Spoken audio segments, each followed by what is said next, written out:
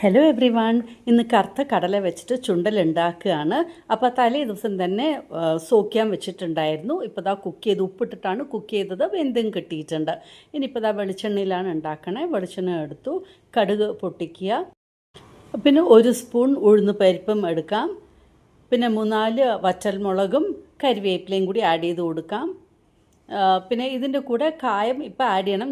ഞാൻ മറന്നുപോയി. ഞാൻ കടല ഇട്ട ശേഷമാണ് കായപ്പൊടി ആഡ് ചെയ്തത്. ഇപ്പോൾ ഇതൊക്കെ ഒന്ന് മൂത്ത് വന്നിട്ടുണ്ട്. നമ്മൾ വേവിച്ച് വെച്ചിരിക്കുന്ന ഈ കടല ആഡ് ചെയ്ത് കൊടുക്കാം.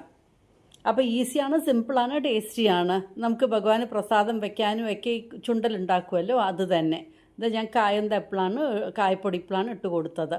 ഇനി ഫൈനലി കുറച്ച് നാളികേരവും കൂടെ ഇട്ട് കൊടുത്തു കഴിഞ്ഞാൽ നമ്മുടെ ചുണ്ടൽ റെഡി ആയിട്ടുണ്ട്. നല്ല ടേസ്റ്റി ആയിട്ട് ചുണ്ടൽ വെറുതെയും കഴിക്കാം, തൈര് ചോറിൻ്റെ കൂടെയും കഴിക്കാം. അപ്പോൾ ഇതുപോലെ ഒന്ന് ഉണ്ടാക്കി നോക്കൂ, കടല ചുണ്ടൽ.